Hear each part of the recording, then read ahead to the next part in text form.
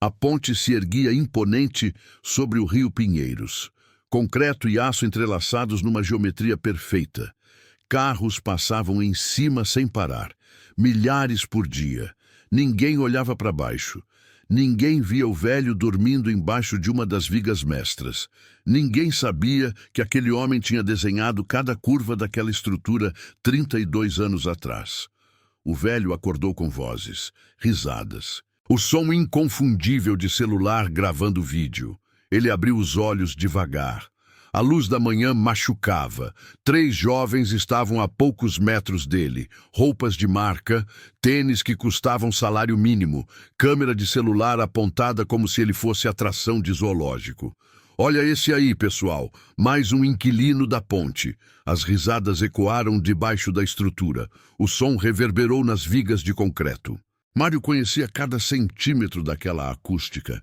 Ele tinha calculado até o eco décadas atrás, quando ainda era alguém, quando ainda tinha nome. Mário se encolheu. 71 anos, costas doendo, barba comprida e suja. Ele puxou o cobertor rasgado por cima da cabeça. Tentou se fazer invisível, mas as vozes continuaram. O celular continuou gravando, como se humilhar alguém fosse entretenimento. Um carro parou perto. Não era normal. Carros não paravam ali embaixo. Era território de esquecidos, de invisíveis, de gente que a sociedade tinha decidido não ver mais. Um homem saiu, uns 58 anos. Terno cinza impecável, cabelo grisalho bem cortado, postura ereta que impunha respeito sem precisar gritar. Apaga isso, agora! O tom não era pedido, era ordem. Os jovens hesitaram, mas algo no olhar daquele homem os fez obedecer. Deletaram o vídeo e subiram reclamando. O homem ficou parado, olhando para a ponte acima, admirando a estrutura como quem reconhece obra de arte. Depois, olhou para o velho com atenção. Senhor, o senhor está bem? Mário não respondeu. O homem sentou no concreto frio. Essa ponte é linda, não acha? É só concreto. Não, olha a curvatura, a distribuição de peso. Quem projetou isso era gênio. O coração de Mário pulou. Fazia décadas que não ouvia alguém falar assim. Você entende de engenharia? Sou engenheiro civil. Tenho empresa de construção. Mas nada que eu faça chega perto da elegância dessa ponte. Qual seu nome? Mário Esteves. Roberto ficou paralisado. Professor Mário, da Politécnica? Mário recuou. Ninguém o chamava assim há mais de 20 anos. Como você sabe disso? Roberto puxou o celular, procurou em fotos antigas, virou a tela para o velho. Era uma foto dos anos 80. A inauguração dessa mesma ponte. Um homem jovem ao lado do prefeito. Atrás dele uma placa. Engenheiro responsável Mário Esteves. Esse é o senhor. E esse aqui sou eu, seu estagiário, Roberto Figueiredo. O senhor lembra? A memória voltou. Mário lembrava. Roberto, o garoto que fazia 1000 perguntas, que queria aprender tudo. Roberto, o garoto curioso. O senhor mudou minha vida, professor. Tudo que eu sei, aprendi com o senhor. Lágrimas escorreram pelo rosto de Mário. Alguém tinha lembrado.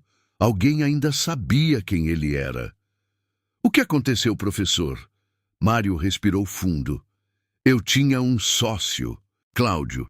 Ele roubou meus projetos. Registrou no nome dele, me deixou sem nada. Tentei processar, mas ele tinha dinheiro. Advogados, eu perdi tudo. E sua esposa? Morreu há 8 anos. Câncer. Gastei tudo com tratamento. Ela morreu mesmo assim. E eu fiquei sem nada. Sem ela. Sem dinheiro. Sem propósito. Roberto colocou a mão no ombro de Mário. O senhor continua sendo o maior engenheiro que eu conheci. As circunstâncias mudaram, mas o senhor não. Se você está acompanhando essa história e também acredita que nossos mestres merecem dignidade sempre, comenta aqui de qual cidade você é. Queremos saber quem está com a gente nessa jornada. Roberto não perdeu tempo. Levou Mário direto para o hospital. Check-up completo. O velho estava desnutrido, desidratado, com pneumonia inicial, pressão baixa. mas nada que cuidado não resolvesse. Depois do hospital, foram para um hotel na região da Paulista. Roberto pagou suíte por uma semana. Quarto com cama king size. Banheiro com chuveiro que tinha mais de um jato. Toalhas macias. Sabonete que cheirava a lavanda. Mário passou 3 horas no chuveiro. Deixou a água quente lavar anos de sujeira acumulada, de dor guardada, de vergonha carregada. Chorou embaixo da água. Chorou tudo que tinha segurado. Quando saiu, parecia outra pessoa. Mais leve, mais humano. Havia roupas novas esperando na cama. Calça social, camisa branca, sapatos de couro, tudo do tamanho certo. Roberto tinha providenciado enquanto ele se banhava. No jantar, eles conversaram no restaurante do hotel. Roberto contou como tinha construído a empresa aos poucos.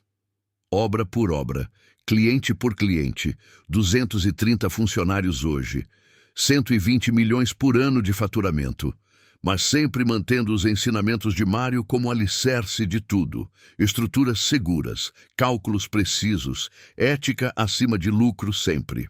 E o senhor me ensinou que engenharia não é só conta, é responsabilidade. Cada ponte vai ser usada por milhares de pessoas. O senhor me ensinou a nunca esquecer disso. 3 dias depois, Roberto fez uma proposta. Professor, eu quero que o senhor venha trabalhar comigo, consultor técnico sênior, meio período, com salário digno, plano de saúde. Roberto, eu tô velho, esqueci metade do que sabia. Não esqueceu nada. Eu não tô oferecendo caridade, tô oferecendo trabalho de verdade. Mário aceitou, mas com uma condição. Eu vou trabalhar de verdade. Não quero ser mascote. Se eu fizer besteira, você me manda embora. Fechado, professor. Mário começou a trabalhar na segunda-feira seguinte. A equipe estranhando no início, um velho de 71 anos como consultor sênior. Mas a desconfiança durou exatamente um dia de trabalho. No primeiro dia, Mário revisou um projeto de viaduto sobre a Dutra. Passou 3 horas analisando cada detalhe com lupa meticulosa. Encontrou erro de cálculo sutil na distribuição de cargas que teria custado milhões em retrabalho e possivelmente vidas se a estrutura cedesse anos depois. A engenheira responsável, uma mulher de 35 anos chamada Patrícia, ficou vermelha de vergonha quando ele apontou. Desculpa, professor, eu devia ter visto isso. Não se desculpa, se aprende. Vem aqui que eu te mostro onde o raciocínio desviou do correto.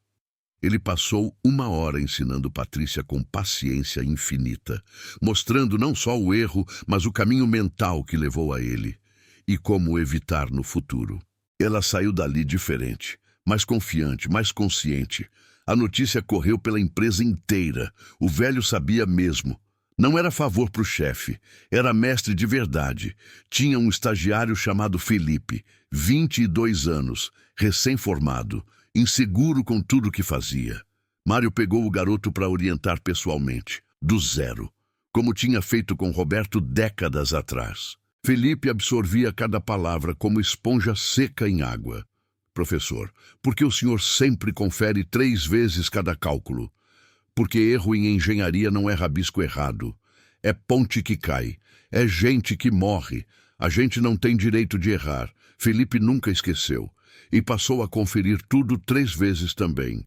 2 meses depois, Roberto chegou com uma pasta grossa. Projeto especial que brilho nos olhos dele revelava a empolgação. Tem um projeto especial, professor. Ponte gigante sobre o Tietê. Vai conectar Zona Leste com Zona Oeste, 300 milhões de investimento público. O senhor toparia ser engenheiro-chefe? Mário olhou os desenhos preliminares espalhados na mesa. Sentiu o sangue acelerar nas veias, adrenalina antiga voltando ao corpo. Fazia 20 anos que não assumia responsabilidade desse tamanho, desse peso, dessa importância. Eu topo. Mas vou precisar de equipe excelente, gente muito competente. Escolhe quem o senhor quiser, professor. Dinheiro não é problema. Qualidade É prioridade absoluta. Mário montou o time dos sonhos dele. Patrícia como engenheira estrutural principal. Felipe como assistente técnico aprendendo na prática. Mais 5 engenheiros experientes que ele conhecia, só de reputação, mas sabia que eram os melhores. E começaram a trabalhar duro. O projeto levou 6 meses, só de cálculos e simulações. Reuniões diárias que duravam horas. Testes de resistência, simulações de vento, de chuva, de peso, de tudo que pudesse dar errado. Mário trabalhava 10 horas por dia fácil. Roberto tentava fazer ele diminuir o ritmo, mas era impossível. Professor, o senhor não precisa se matar. Não tô me matando. Tô vivendo de novo. Numa dessas reuniões de apresentação técnica para investidores, apareceu um homem que Mário não via há 18 anos longos.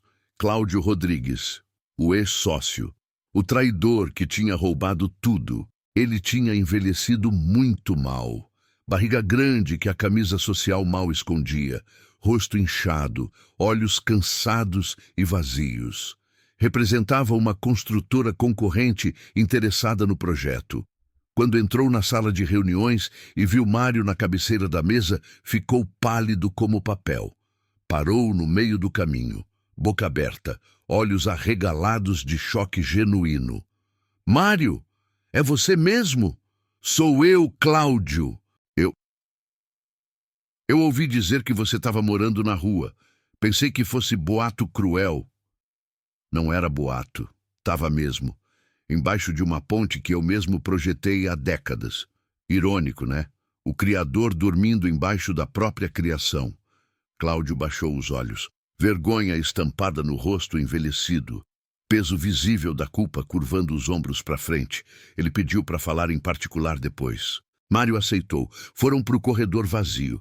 Eu preciso te pedir perdão, Mário. Sei que não mereço. Sei que é tarde demais. Mas preciso falar. Fala, então. O que eu fiz foi imperdoável. Roubei seus projetos, sua vida inteira, seu nome. Sua reputação construída em décadas, e isso me corrói até hoje. Não durmo direito há anos. Acordo 3 da manhã com peso na consciência. Mário ficou em silêncio prolongado, olhando para o homem que tinha destruído tudo. A raiva ainda estava ali, guardada em algum canto, latente. Mas também tinha outra coisa mais forte, cansaço profundo, cansaço de carregar ódio que pesa demais nas costas. Eu te perdoo, Cláudio, não porque você merece perdão, mas porque eu mereço paz interior finalmente. Obrigado. Eu quero tentar reparar de alguma forma, mesmo sabendo que não será suficiente nunca. Cláudio tirou um envelope pardo do bolso interno do paletó. Dentro havia um cheque preenchido. 2 milhões de reais. Isso é parte pequena dos lucros que tive com seus projetos ao longo dos anos. Devia ser muito mais, 5 vezes mais no mínimo, mas é o que consigo agora sem quebrar completamente a empresa. Mário olhou para o cheque. Aquele dinheiro poderia resolver muita coisa. Investimentos, segurança para o futuro, conforto nos anos que restavam.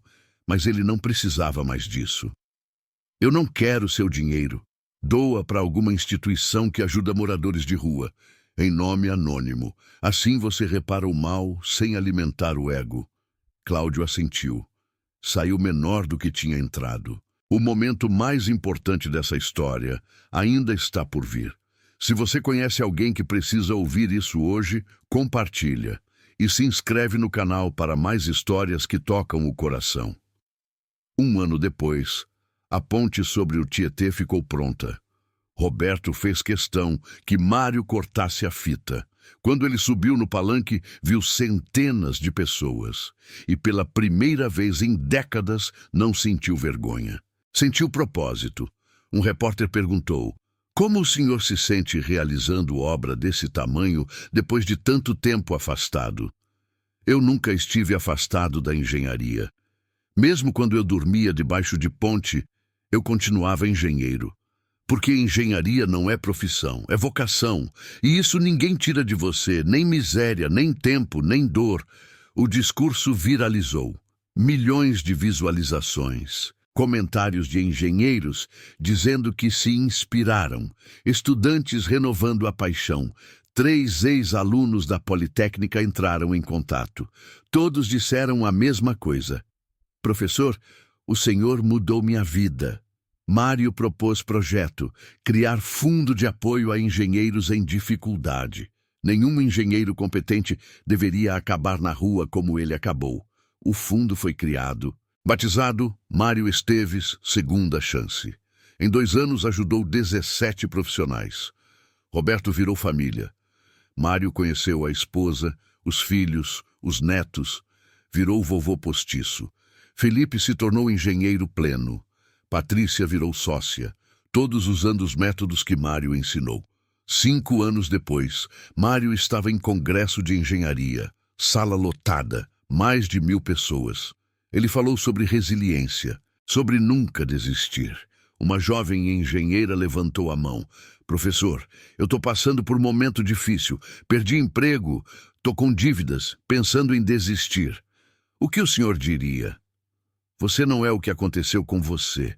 Você é o que decide fazer com isso. Eu dormi debaixo de ponte, passei fome, frio, humilhação. Mas nunca deixei de ser engenheiro. E você nunca vai deixar de ser engenheira. Isso ninguém tira de você. A moça chorou. Meses depois mandou mensagem. Tinha conseguido emprego novo. Estava reconstruindo a vida. As palavras de Mário tinham sido combustível. Aos 77 anos, Mário recebeu o Prêmio de Excelência, Lifetime Achievement, por contribuição à engenharia nacional. Ele subiu no palco, viu Roberto na primeira fila, aplaudindo de pé, com lágrimas. Esse prêmio não é meu. É de todos que acreditaram em mim quando eu não acreditava mais. É do Roberto que me devolveu dignidade. É da Patrícia, do Felipe, de todo mundo que deu segunda chance. 4 anos depois, Mário estava no hospital. Câncer. Agressivo. Os médicos deram 6 meses. Ele viveu 10.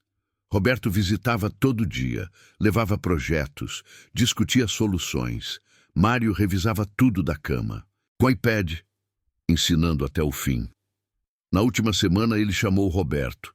Eu quero te agradecer por ter olhado debaixo da ponte. Milhares passaram e não olharam. Mas você olhou, você parou e me devolveu minha vida. Eu só te lembrei do que você sempre foi. Mário morreu numa terça, 79 anos, cercado de gente que amava. Roberto, Patrícia, Felipe e mais de 100 pessoas que ele impactou. No velório, Roberto passou o vídeo da inauguração da ponte do Tietê. Mário cortando a fita, sorrindo, vivo. Depois mostrou a foto antiga, do estagiário ao lado do professor. Essa ponte existe porque esse homem existiu, mas ele construiu muito mais que concreto. Ele construiu pessoas, e isso dura para sempre. O enterro foi numa quinta chuvosa. Centenas de engenheiros usando colete de obra em homenagem. Patrícia colocou o capacete amarelo no caixão. Felipe colocou prancheta. E quando baixaram o caixão, começou a chover mais forte. Como se o céu estivesse lavando tudo. Como aquele chuveiro quente de anos atrás. 3 meses depois da morte de Mário Roberto, estava dirigindo seu carro pela Marginal Pinheiros, voltando de reunião cansativa, passando debaixo da ponte que Mário tinha projetado nos anos 80. Aquela ponte onde tudo tinha começado, onde as vidas deles tinham se cruzado de novo. Ele viu algo que fez frear bruscamente. Um jovem de uns 20 e poucos anos, dormindo embaixo da viga mestra central, exatamente no mesmo lugar onde Mário dormia anos atrás. Mas tinha algo diferente que chamou a atenção imediata. O rapaz tinha uma prancheta velha ao lado do corpo e estava desenhando o projeto de alguma estrutura. Roberto parou o carro na marginal com pisca-alerta. Desceu com cuidado, se aproximou devagar para não assustar, para não fazer o jovem fugir com medo. Quando chegou perto, viu que eram desenhos técnicos, projetos de sistema de captação e filtragem de água da chuva para comunidades carentes. Simples na execução, mas muito inteligente na concepção. Posso ver melhor o que você está desenhando? O jovem recuou instintivamente, desconfiado, abraçando a prancheta com força protetora. Por quê? Vai roubar minha ideia? Não, porque eu também sou engenheiro civil e porque eu já conheci alguém muito especial que também desenhava projetos debaixo desta mesma ponte. O rapaz hesitou longos segundos, mas algo no olhar honesto de Roberto o fez confiar minimamente. Mostrou a prancheta com desenhos detalhados. Roberto analisou com atenção de especialista. Era trabalho bom, muito bom até. Técnica sólida, criatividade real na solução de problemas complexos. Você estudou engenharia em alguma universidade? Estudei 3 anos inteiros, Federal do ABC. Depois meu pai teve AVC grave, hemorrágico. Fiquei como único cuidador dele. Larguei tudo para cuidar em tempo integral. Quando ele morreu, 2 anos depois, eu estava endividado até o pescoço. Hospital particular, remédios caros, fisioterapia. Perdi tudo. Apartamento foi para o banco. Carro vendi por mixaria. Mas não consigo parar de projetar. É mais forte que eu. É quem eu sou no fundo. Roberto sorriu. Lágrimas começando a formar nos olhos. Era Mário de novo. Outra geração, outra história triste, mas mesma essência fundamental, mesma sede insaciável de criar, mesma recusa teimosa em desistir da vocação, mesmo quando tudo conspira contra. Qual seu nome? Tiago. Tiago, eu quero te fazer uma proposta. Ele contou tudo, sobre Mário, sobre segundas chances, sobre dívida que se paga para frente. Eu te ofereço emprego, moradia e chance de terminar a faculdade. Em troca, você trabalha comigo, aprende e um dia faz o mesmo por outra pessoa. Tiago chorou. Por que você faria isso? Porque alguém me ensinou que olhar debaixo da ponte muda 2 vidas, a de quem é ajudado e a de quem ajuda. Tiago aceitou com mãos tremendo e 2 anos depois estava formado com honras acadêmicas. Trabalhando como engenheiro júnior na empresa de Roberto, morando em apartamento próprio financiado pela Caixa. E toda vez que passava por aquela ponte na Marginal, ele olhava para cima com gratidão transbordando do peito. Roberto criou programa oficial permanente na empresa 3 anos depois. Batizou de Olhar Debaixo da Ponte, em homenagem a Mário. Todo ano, eles procuravam ativamente pelo menos um profissional talentoso em situação de rua.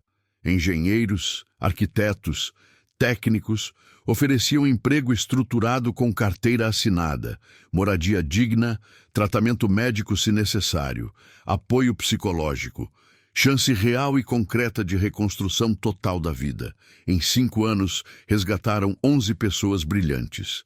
Todos tinham histórias parecidas. Doença na família, traição de sócio, acidente incapacitante, depressão profunda, divórcio destrutivo, vício que tomou conta, mas todos ainda tinham talento intacto, todos ainda tinham fogo dentro, todos eram absolutamente merecedores de segunda chance verdadeira. E sempre que inauguravam obra nova, a equipe toda tinha ritual sagrado. Antes de cortar a fita oficial, eles olhavam para baixo, para debaixo da estrutura que tinham construído, checando com atenção se tinha alguém invisível ali dormindo. Alguém com talento brutal escondido sob aparência destruída pela vida, porque tinham aprendido algo fundamental. Grandeza não mora só em escritórios chiques, mora também debaixo de pontes, em bancos de praça, em lugares onde ninguém olha. E às vezes tudo que uma pessoa precisa é de alguém que pare, olhe e enxergue além da sujeira, que veja o engenheiro, o professor, o gênio, o ser humano. 20 anos depois da morte de Mário, a ponte que ele projetou ainda estava lá, firme, segura. Poucos sabiam quem tinha criado aquilo, mas embaixo, numa placa de bronze, tinha a inscrição: Ponte Engenheiro Mário Esteves, homem que construiu estruturas e pessoas, que ensinou que queda não é fim, é chance de reconstruir melhor. E todo engenheiro formado na Politécnica visitava aquela ponte, lia aquela placa e renovava compromisso de nunca esquecer que por trás de cada projeto tem pessoas, vidas, sonhos, e que a maior obra que um engenheiro pode fazer não é ponte sobre rio, é olhar para baixo e ajudar alguém a levantar. Porque no fim, engenharia é isso, construir pontes, não só sobre rios, mas entre pessoas, entre desespero e esperança, entre queda e recomeço, entre invisibilidade e reconhecimento. E essas pontes, essas não aparecem em projeto, não têm cálculo estrutural, não têm prazo de entrega, mas são as únicas que realmente duram para sempre. São as únicas que atravessam gerações carregando não concreto, mas esperança. E enquanto houver um Roberto disposto a olhar debaixo da ponte, e um Mário esperando ser visto, e um Tiago pronto para continuar o ciclo, a engenharia continuará sendo muito mais que números. Será a humanidade, construindo humanidade, uma vida de cada vez. Em cada pessoa há uma dor e uma verdade. Obrigado por acompanhar mais um capítulo de As Injustiças da Vida. Se você acredita que cada pessoa tem uma história que merece ser ouvida, se inscreva no canal. Ative o sininho. Compartilhe essa história, porque histórias de perdão e recomeço precisam ser contadas, sempre. Amanhã um novo capítulo te espera. Obrigado.